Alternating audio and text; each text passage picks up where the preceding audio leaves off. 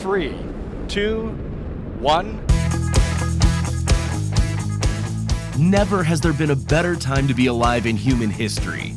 If you're not feeling it, you must discover why. Join Matthew Bolton in developing and applying a framework of objective optimism toward a flourishing life of meaning, health, and happiness. Here's your host, Matthew Bolton. Hi everybody, welcome to Mr. Brightside. I'm Matthew Bolton. Today's show is called Crave the Body You Want, and I want to present an idea today that was first put forth in an article I wrote well over a year ago, but I want to do it with a lot of added insight that I've acquired since then. So right away you can see in the title that there are two concepts there, crave and want, and we often use them interchangeably. We crave something. I want that. I crave that cake. I want that cake. But I want to define them very distinctly here so that we can understand the idea that I'm talking about. Craving here, as I'll use it, is more akin to a feeling, a whim, a momentary desire, something kind of more instinctual. And just it's a craving. It's a momentary thing. Let's keep it there.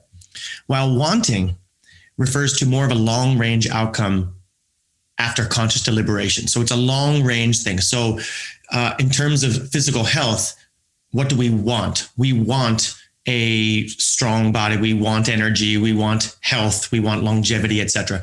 This is what we want. We want to look a certain way. In our career, we want certain things. We want particular relationships. So this is the kind of life or self-image or life, like essentially, that we want to create. This is what we want.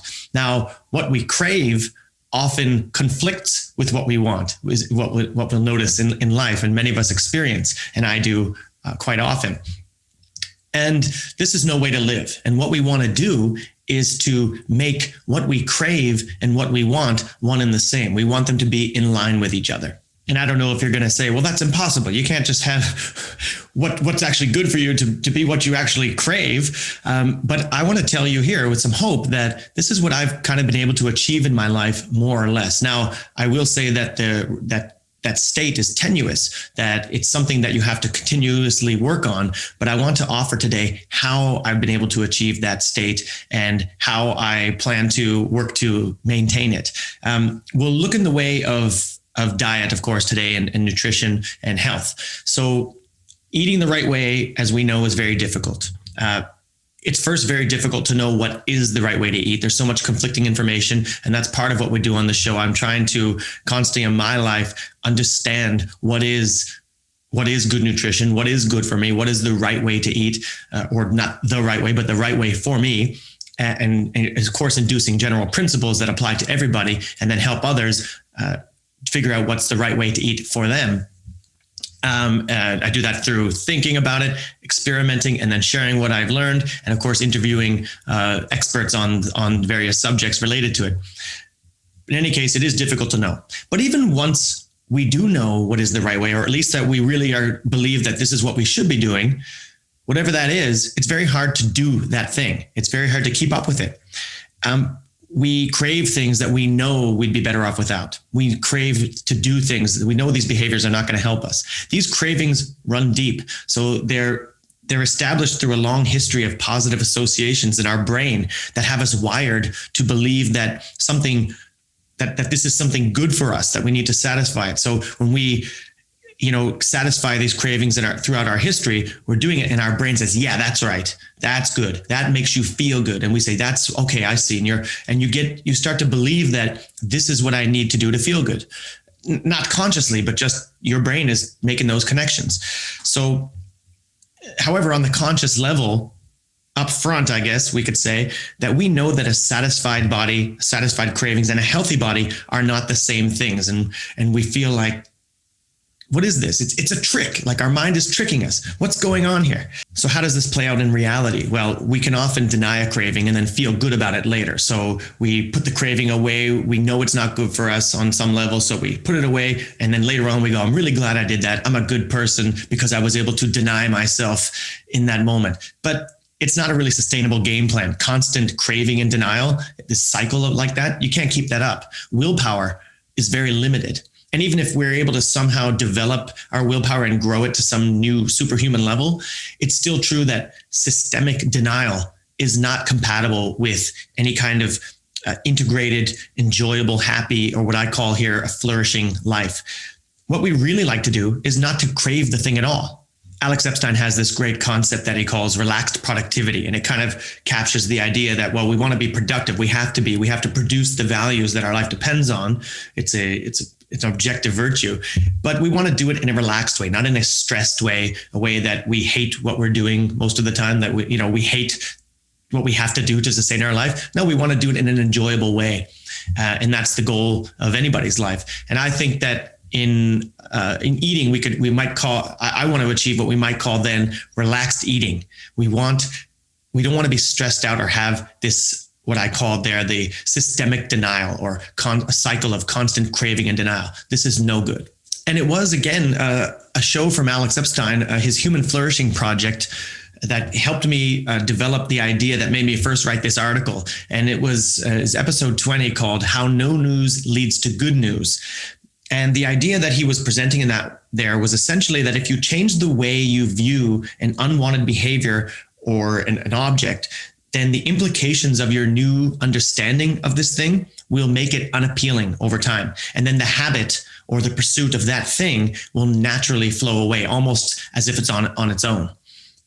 And in this episode, he uses the example of news. So by defining news as information about developments in other people's lives shared according to other people's agendas, then by understanding the implications of that definition and what that means, you come to view news sites, social media updates, email, etc., all kinds of news shared from other people, not as something you need or even want in your life, but something which is necessarily anti your agenda. And then as you become more convinced of it, you actually get turned off of these things and don't crave them the way that we kind of feel like we need to know, or you kind of can lose FOMO, fear of missing out. And I found what he was talking about very effective in ridding myself of unwanted distractions. And actually, I think next week I'm going to talk about that, because I've had to really refresh my conviction in this. And I'm experiencing something very exciting that I want to see how it plays out this week, and I'll probably share it with you next week. But this has made me more productive in furthering my own agenda, by which I mean my own life and all the things I talk about on the show, my own health and relationships and happiness and productivity, etc. But what Alex discusses on that strategy that he talks about, it depends on two things. One of them is that you are convinced of this new conception of news. So how he defines news, you must be convinced that that's true. But two, you have to be convinced of the importance of your own agenda. And this second is what I brought to the article and what I'm bringing to the show today. I want to emphasize that because I believe that the conviction of the importance of your own agenda is necessary in giving that first one, the conviction that your new conception of that unwanted thing, the power to turn the cravings into unattractive and unappealing options. So I want to start through that now. And this formulation of his is very consistent with my understanding of emotions as informed by Leonard Peikoff. So I'll give him the credit there, what I'm about to explain about emotions. So we experience emotions as automatic, but really there's a lightning quick process involved. So we experience emotions as perception and response. We see that guy and we just feel something that I don't like him, or I like him, or we see cake or something, we just feel great, or we feel ugh, or we hear a news story and we just automatically feel angry, or we feel, oh, that sounds great. So it feels like it's automatic, but really there's something else going on. There are two steps in the process of which we are unaware. And so it goes basically perception, identification, evaluation, and response. So we experience perception and response, but really it's perception, identification, evaluation, and response. So what this means is that we perceive something, and in a lightning quick process, our brain identifies what is that thing, and then it evaluates that thing according to our past value judgments, our past ideas about that thing. And then our emotions tell us the response. It just tells us what we feel about that according to our ideas. This explains why two people can perceive the same person or news story or object and yet experience completely different emotions. It is the ideas they hold regarding the perceived object in question that determines their emotional reaction. So their ideas are different, and so are then their emotional reactions. Now, understanding this, if we, now assuming that we identify the thing correctly, if we can change our evaluation of the thing through conscious deliberation and conviction, the emotional response will eventually follow. So when we're fully and genuinely convinced, we will then find that we experience the emotion as if automatic.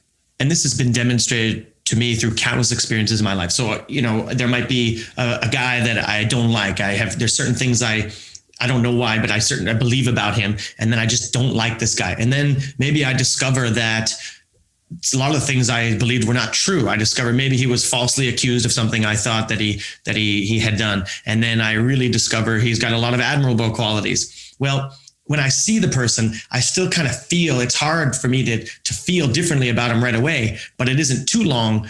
I mean, especially if it's a really clear thing like that, but it takes a long time for the emotions to catch up to the new ideas, but eventually I'll start to regard the person automatically as I see them as someone that I like. I just like the person as soon as I see them. So this happens with a lot of things. It's happened to a lot of ideas that I've held, music that I've liked, movies that I've liked. I've kind of not liked them all of a sudden. I've actually gone from loving to hating certain movies, or hating, not so much hating, but not liking to really loving things more as I understood more about them. This is with music, this is people, all kinds of things in life have demonstrated to me that this is true. So if we can change our ideas about something, we can change our emotions about them. We change our evaluations. But it takes a while for the emotions to catch up with the ideas. And by the way, this is a really good lesson as to why one must follow reason in one's life and not one's feelings. Feelings don't give you any information about what is true or false, or about what is right or wrong. They only tell you what you already believe about something. So you really better check what you believe, check your ideas. And this is also why in my comparative table I've referred to several times on the show in the past, I have a table comparing what I call objective optimism and subjective, quote unquote, optimism and pessimism. Under epistemology, which is our method of thinking, I have reason. Reason is the method that is the MO of an objective optimism. It is the objectively optimistic method, reason, whilst following your emotions or feelings is a subjective method. And it doesn't lead to optimal results. It doesn't lead to truth, and therefore real results in reality, and therefore your ultimate achievement of your goals, your health, your relationships, your career, the things that your life depends on, and then ultimately your happiness. Now then, let's consider this whole idea in regard to our main concern here, which is our cravings for unwanted foods. So when I first heard about Alex's idea about changing my concept of what news is, I realized right away that it was true, because it was already what had been happening to me in regard to eating, exercise, sleep, and many other choices related to health. So I'll highlight sleep here as a good example. So what would have happened to me before, and I think this is the experience of a lot of people, is that I would just kind of try to stay up and, maybe watch another show, and you kind of let your body tell you to go to sleep, because eventually you feel so tired and I'm going to go to sleep. And you're trying to hang on to something, like hang on to the party, like keep it going later into the night, because, if I go to sleep now, that's the end of my day. Like, I've already been working so hard. I've only had a couple hours of free time, and then I've got to get up and go to work again. Why would I go to sleep and waste it? Let's keep it going. But what I obviously realized that I always feel tired and worse the next day, and I hate my experience of my work day, and even don't enjoy my experience of some of my free time. I feel kind of tired, too tired to do things that I want to do. And what I noticed after I was put myself to bed deliberately, that I felt really good on those next days. I enjoyed even my work a lot more, and I enjoyed my whole experience of the day a lot more. And what I did is I really registered that this sucks when I do this thing, and this is really great when I do this thing. And with that, I started to put myself to bed more deliberately. I said, I know this is what I want, and I would go ahead and do it. And then it became a habit. So I do know that it's very powerful if you can really see sleep as something bad. For example, sleep as something bad, staying up and not sleeping well as something bad, and sleep as something that's very important to a good life. And by the way, there are also a lot more health, like physical health benefits. It's not just your mental experience, but I physically feel better. I have more energy. And as I may mention a little bit, I'm going to mention hormones in a little bit, that sleep and stress are very much related to obesity. And they are so a lot of what people are doing with exercising all the time is a pretty good part of it, but nutrition, sleep, and stress have a lot more to do with obesity than simply exercise.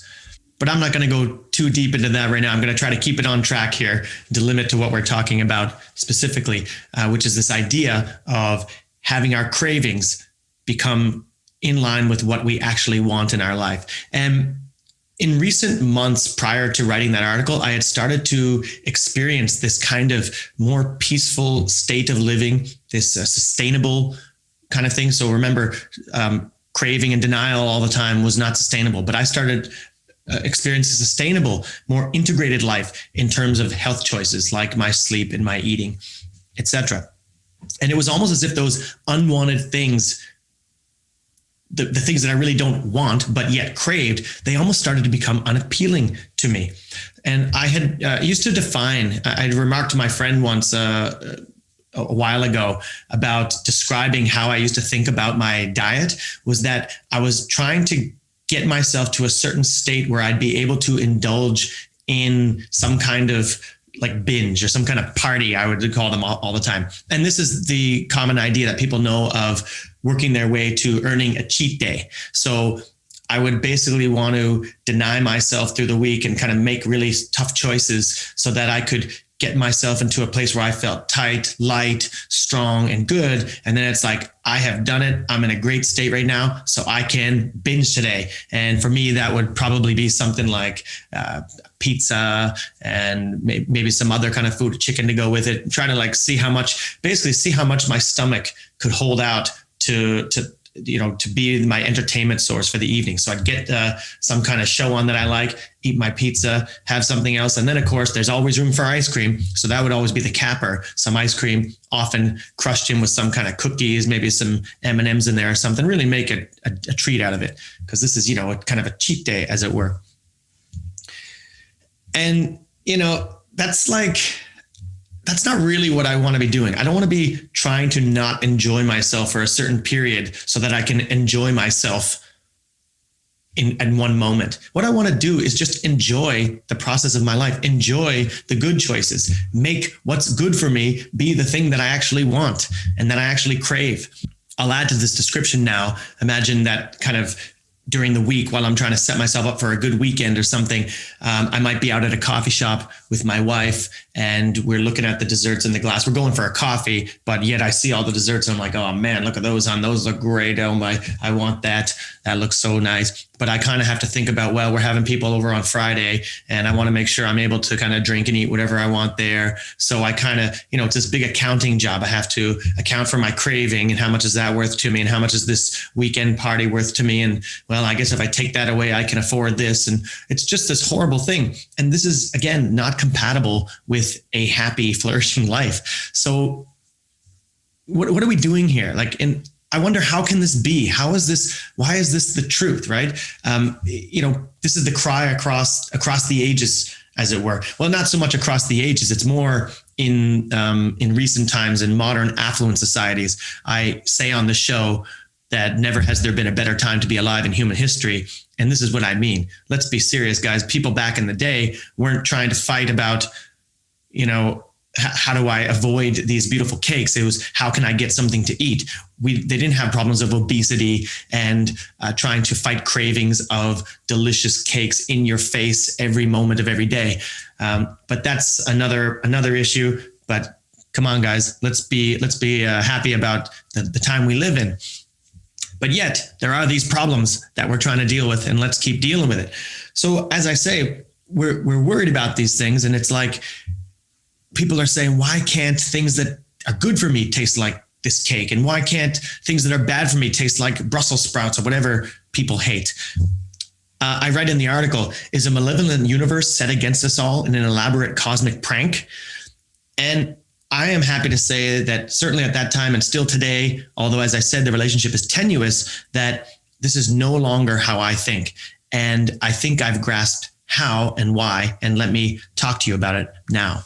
So what I've discovered in the power behind my success in being able to transform unwanted things into unappealing things, things that I don't crave, it's the power of the positive value of the thing that I really want.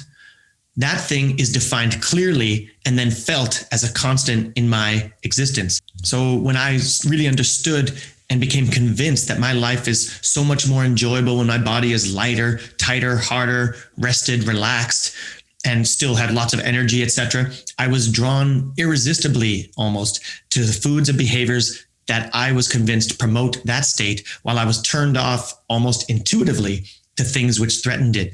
There's a book called Flow, and I forget the author, but I haven't read it. I've just heard someone talk about it. And what I understand is that the author interviewed some people about when they feel happiness and to recall what they were doing at that time. And it seems that people believe that when we're relaxing or on the beach chilling out or all that stuff, that's when we're happiest. But most people reported that they were happiest when they were engaged in some kind of productive activity, some kind of work they enjoyed, which he called a state of flow. And many of us can understand that right off the bat, hearing what that state is. And this is what we want to hang on to, that if we understand that state and recognize it, like there it is right there. People believe that what we want is relaxation and our chill time. That's the whole thing we're working for. But in fact, we are happiest when we're acting towards gaining our values and stuff. So if we really understand that, we will start to feel and crave and become addicted to seeking that state and seeking doing those things and enacting those behaviors. I'll give you one major example of this kind of thing. I began to see sugar as I started to think about it and learn about it more, as I just started looking at it as something that kind of softened my body a bit, puffed my face up, puffed my sides up. It kind of drained my energy. It stole from my muscles. Whether that's exactly true or not, it's how I kind of saw it and viewed it and believed it. I was convinced of this idea, and I generally felt unwell if I had too much sugar. So that now makes me look at things way differently. I just don't crave them. Now, it's hard to explain exactly because it's still true that I like them. And I was just the other day trying to explain this to my wife. Like when we go to a coffee shop, for example, and I see these new cookies they put out, I still go, come on, you got to look at these. Take a look at these cookies. I just want to appreciate them and look at them and go, man, they look great. But it's not the same as what it used to be, where I used to want to eat it and go, I want it, I'm craving it, but I can't, because it's just no good for me. No, I just don't really feel like I want it, yet I do appreciate how good it is. And then some days we do go and, of course, enjoy them and have them, and I really love them. So it's not that I don't like sugar or don't like ice cream and stuff, but I really have put them in their proper place. It's more that I'm addicted to my healthy body. So I'm kind of unmoved by the other thing. I just know that I just love this more than I love that, but I really like that. So it's not together. They're all together repugnant to me. It's like another situation, as I mentioned, I might have them. It's only that when I do have them, they are adding to my life and not detracting from it. Now, it was on an outdoor run of mine well over a year ago that I started to really realize this thing, and it inspired me to write this article. I was like, I have to write about this. Because it came to me in a moment. Although it had been creeping up over months, I really fully got it in this moment. On the last turn towards my home, off the big road, the final turn off the big road to go to my house is a McDonald's. And I was approaching that McDonald's, and it occurred to me, it was about lunchtime, and I don't eat breakfast. That was something else I came to a long time ago, and it's just something I don't do, and I do not crave it at all. And I was there. So I had been finishing at the end of it, like a good tight week. And then I was on this run of all things, like I exercised to cap it off. And I was just feeling tight, feeling light, feeling great. I could have Mickey D's, no problem. Like this, I've earned so much extra credit that I could have any kind of cheat day I want. I could eat anything, or I could maybe hold it off. And then tonight have the most debauched, depraved, disgraceful party I could think of. I could have anything at all. And what I realized in that moment is that I did not want any of that stuff. I was turned off by the idea of that stuff. What I was craving in that moment was not those things. I was craving this state. I was craving this body. I thought, I don't want to eat anything for lunch. Like, I just don't want to lose this. I just love this so much. Putting something in my mouth right now wouldn't make me feel awesome. It would make me feel horrible. I don't mean, I know it would make me feel horrible, therefore I don't want to do it even though I want it. I just didn't want to do it. I didn't feel it. And I actually thought if I did have something tonight, I could really enjoy some kind of sashimi, some, raw fish, that kind of thing, or some kind of other healthy thing. I only wanted to put something good in my body. I was just feeling this addiction to, this is what I want. This is what I'm craving in this moment, is this state, nothing else. And it was also then in that moment, or shortly after, upon reflection, that I realized that I'd been feeling like that for quite a while, some months leading up to that. I didn't really have any strong cravings leading up to mealtime, certainly not like the kind I used to have. And it was more that, as I said, I was either craving not eating at all or eating something really clean and fresh, because I wanted to prolong this, what I call the bright, proud, shining feeling of mastery, energy, strength, and general wellness, general health, as I might call it. And it was very addictive. And I'm talking a lot here about, this feelings and these natural feelings and addiction and how I feel. And before I go on and tell you about how I believe that being convinced of these ideas and the positive value, and being convinced of the things that are bad for you being really bad, and then your emotions following to give you, to kind of read out to you that this is true when you approach them in a moment, so that you don't crave these things, etc. Before I go into that, I want to add a big point here that has only come to me since I wrote the article. And it's something very important. And I realize that this has a big part to play in why I was feeling this at the time. And it's about hormones. And I understand now the power of hormones to affect our behavior and affect how we feel. In fact, it's all about hormones. And obesity as a disease is actually, in fact, a hormonal imbalance. It's all about, when you crave certain things, it's all about how you are feeling. So I think that the psychological aspect or component that I'm bringing up today, with conviction playing a role in leading you to develop habits, that's very important. But ultimately what we're going to do with that is it will lead you, by taking on these habits, your body will start to change hormonally. I learned a lot about this in The Obesity Code by Jason Fung. Now, that is not the book you have to read. There are a lot of experts that talk about this. For me, though, it was just the most comprehensive presentation of it, and it taught me a lot about it. And in the past year and a half and all that, I have changed a lot of my behaviors, experimented a lot with different kinds of eating and stuff. And I have really got to a point where the way I eat is just so comfortable and sustainable, as I say. And I really don't feel any stress in regard to eating that I used to. And I was trying to say in the article here that it's all about this psychology, but I realize now that I worked myself toward a state of reformatting, I guess you might say, my hormones, resetting them so that they now work in my favor. I'm not going to go into all that today. I'm not an expert on it, although I do really think I have quite a handle on it, first, certainly personally, as far as it works for me and the things that I have to do to help influence my hormonal makeup. But really, and that's why I said earlier, sleep and stress, they have a lot to do with hormones. And of course, nutrition does, including when you eat, almost more important than the what. Well, the what is very important as well. But the what and the when is very important. I don't want to go into that. Again, you can look into that yourself. I've had a couple interviews. Tom King, I discussed that with him on a show. Jim Getz was another expert I had on the show several weeks ago, and he talked about that in some part of the interview.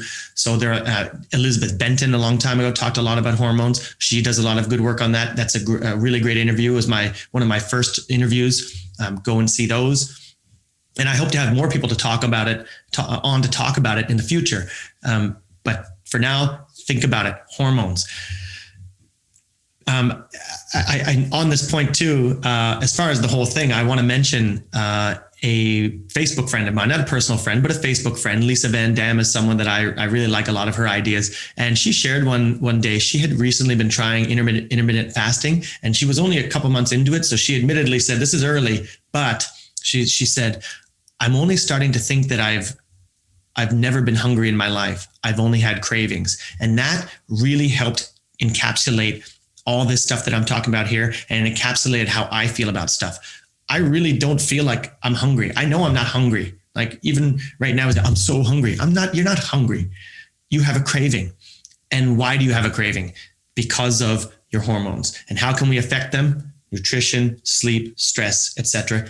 And what I'm about to talk to you about right now. And what am I going to talk to you about? I've said a lot here about conviction. So I want to take a final moment here to discuss how that conviction was built in me. How did I change my evaluations of what cakes and ice cream were to me, for instance? How did I take my understanding that health and mastery and that great feeling I had feel good and turn that into a craving the body that I wanted, craving that state, as I said? It wasn't through meditation or a mantra or hypnosis or something that I did it. And I'm not saying that none of that stuff works, but it was because I took time to develop clear conceptions of what each food or behavior is to me in the clearly defined context of why a healthy body and life are genuinely more desirable than what I used to associate with fun and satisfaction. And then through experience after experience, I confirmed my conceptions. So I took stock always of how I felt and why I felt it. So for instance, I said before that many of us have experienced that feeling of you will wake up in the morning after having made that hard choice the night before to forego some nighttime snack. So you wanted to have it. You said, I'm not gonna, because I know it's not good for me. It sucked because it really was a craving for you, and you gave it up. You denied yourself. You went to bed, and in the morning you felt fresher. Your stomach's a little bit flatter. You felt lighter, more energetic, and you feel great. And you had this little glow of self-esteem kind of made your morning coffee a little better, and your whole mood and experience of life was a little bit better. It's been very helpful for me to remember that feeling, to take really great stock of it, and then think about why does this feel good, to register that, to bring it to the present. Whenever I'm faced with a craving or something that I know I don't want, then I ask myself, is this really what I want? And I remember how I felt when I overcame this. And then you do have to overcome some cravings, but these questions help you a lot. And then if you can do that, I can override that craving. And then over time, as you do this more and more, you start to really become convinced of that idea that this is so true. I love this state. Definitely don't want that thing. It starts to become automatic. Remember, it takes a long time for your emotions to catch up with your ideas. And of course, as you go here, your hormones also start to catch up with you, as I've learned, and that really helps you as well too. So it's that I've thought a lot about why I feel as bad as I do when I make unwanted choices. So why have I felt so bad when I did that? And remember that and register it. And then I add those experiences to my files, as it were. And then I study what certain foods do to the body. I compare what I read from various experts and compare that and pit it against my experience and really try to learn and discover what's true. I revise my concepts of what I believed was true. Right? If you're still operating on the food pyramid, you got to recheck that thing. It's not true, right? And whether you believe it's true or not, you still feel like, oh, I should be eating a lot of, a big breakfast with a lot of carbs and all that stuff in the morning. This stuff, that's not the science anymore. And if you're still half feeling like that, you're operating on old ideas. Now, again, I don't really want to comment on specific ideas, but I feel like that one's pretty uncontroversial. But you have to discover what's true for yourself and really learn it, and then register it as truth, file it away, and believe it, and over time you become convinced of it.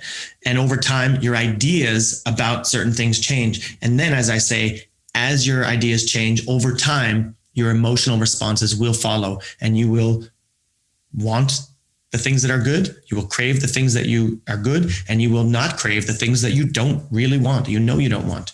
And this is what I mean when I sometimes use the expression think and thrive. I don't mean think as in you have to constantly think all the time in every moment. Like, what am I supposed to do right here? Should I do this or this? Well, think. No, you have to just go ahead and live. The thinking is what I mean as a process, as a standing order in your mind to reflect on your emotions, discover where they come from. Why do I feel this way? I feel bad now. Why do I feel bad? Discover it, register it. Why do I feel great right now? What led to this? Discover it.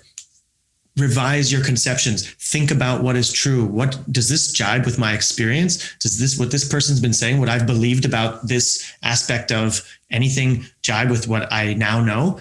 And if so, shouldn't I change it? I mean, you have to do these things. And then in all aspects of your life, if you do this, you will eventually continuously add truth, true ideas, facts to your life, which will lead you toward objective optimism, objectively optimal living or thriving. So that's why I call think and thrive.